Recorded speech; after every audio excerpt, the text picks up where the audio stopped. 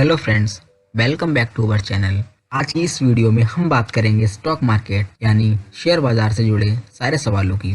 Stock market क्या होता है, ये कैसे काम करता है, या फिर स्टॉक मार्केट को समझने के लिए हमें किन बातों को ध्यान में रखना चाहिए। तो अगर आप इस क्षेत्र में नए हैं और स्टॉक मार्केट की ABCD को आसान शब्दों में सीखना चाहते हैं तो ये वीडियो खास आपके लिए है। इसको बिना स्किप किए एंड तक ज़रूर देखें। इंडस्ट्रीज या कंपनीज को अपना बिजनेस ग्रो करने के लिए फंड की जरूरत होती है और ये फंड दो तरह से रेज किया जा सकता है। Number 1 debt financing, number 2 equity financing. Debt financing का मतलब कर्ज, जैसे किसी बैंक या इंस्टीट्यूशन से लोन लेना। वहीं इक्विटी फाइनेंसिंग का मतलब होता है शेयर मार्केट के थ्रू पब्लिक सेक्टर से फंड रेज करना। लेकिन डेट फाइनेंसिंग में कंपनी को वो रकम ब्याज के साथ वापस करनी होती है। वहीं जब कंपनी इक्विटी फाइनेंसिंग की मदद से पैसा उठाती है तो कंपनी को ना ही कोई इंटरेस्ट देना होता है और ना ही वो अमाउंट। अब आपके माइंड में एक सवाल आ गया होगा, अगर कंपनी ब्याज नहीं दे रही है, फंड भी नहीं दे रही है, तो कंपनी उन लोगों को उस इन्वेस्टमेंट के बदले क्या दे रही है? जी हाँ, जब कंपनी इक्विटी फाइनेंसिंग के जरिए पैसा उठाती है तो कंपनी इन्वेस्टर्स को इसके बदले कंपनी में हिस्सा देती है, जिससे कंपनी को फंड मिल जाता है और इन्वेस्टर्स को उस कंपनी में भागीदार बना दिया जाता है। अब तक इतना तो आप समझ गए होंगे कि जब कंपनी स्टॉक मार्केट से फंड रेज करती है तो वो इक्विटी फाइनेंसिंग होती है और ये एक इन्वेस्टर्स के लिए ऐसा प्लेटफॉर्म है जहां कोई भी आम इंसान शेयर्स खरीद सकता है और उस कंपनी में भागीदार बन सकता है। जितनी भी कंपनियां स्टॉक मार्केट में लिस्टेड हैं उन सभी ने पब्लिक सेक्टर से पैसा उठाया है। इसके बदले इन्वेस्टर्स को उन कंपनीज में भागीदारी मिली है। जब कंपनी पहली बार पब्लिक से फंड रेज करती है तो उसे IPO यानी इनिशियल पब्लिक ऑफरिंग कहा जाता है। इस प्रोसेस में कंपनी और इन्वेस्टर्स के बीच सीधा ट्रांजैक्शन होता है।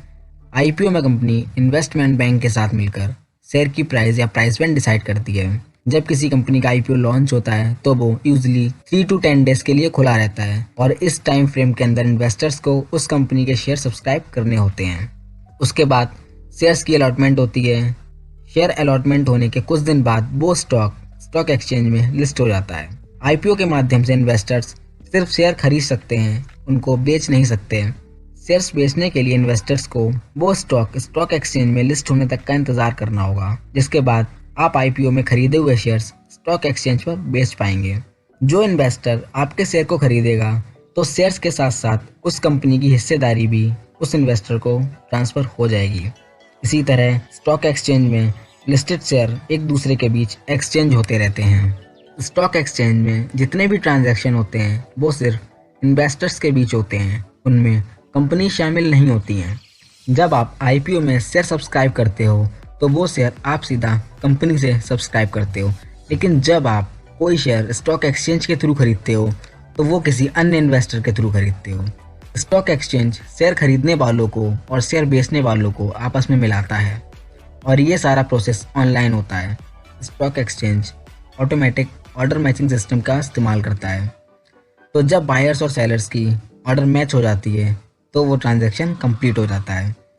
चाहे आप IPO से शेयर खरीदो या स्टॉक एक्सचेंज पर, लेकिन शेयर्स खरीदने से पहले आपके पास डीमैट अकाउंट का होना कंपलसरी है और ये डीमैट अकाउंट किसी भी स्टॉक ब्रोकरेज फर्म की मदद से आसानी से खुल सकता है। स्टॉक ब्रोकरेज फर्म्स मेडिएटर का काम करते हैं, जिनकी मदद से आप शेयर्स को बाय या सेल कर सकते हैं।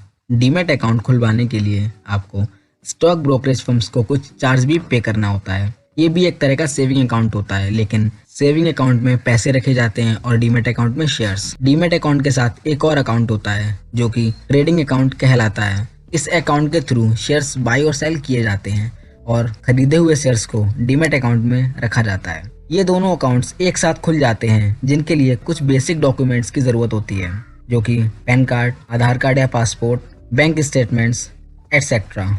ये अकाउंट्स खुल जाने के बाद आप 3 तरह से शेयर्स खरीद और बेच सकते हैं। पहला, स्टॉक ब्रोकरेज फर्म के मोबाइल ऐप के ज़रिए। दूसरा, स्टॉक ब्रोकरेज फर्म की वेबसाइट या सॉफ्टवेयर के ज़रिए। तीसरा, स्टॉक एक्सचेंज को सीधा फ़ोन करके। जी हाँ, आप अपने ब्रोकर के पास सीधा कॉल लगा के अपने शेयर्स को बाय या सेल कर सकते हैं। ध्यान रखें कि डीमैट अकाउंट किसी ऐसी ब्रोकरेज फर्म के साथ खुलवाएं जिनकी सर्विस अच्छी हो और उनके चार्जेस आपके लिए अफोर्डेबल हों। भारत के 2 मुख्य स्टॉक एक्सचेंज हैं, NSE और BSE। NSE national stock exchange और BSC Bombay stock exchange, NSC पर 1600 से ज़्यादा कंपनी लिस्टेड हैं, वहीं बीएससी पर 5500 से ज़्यादा।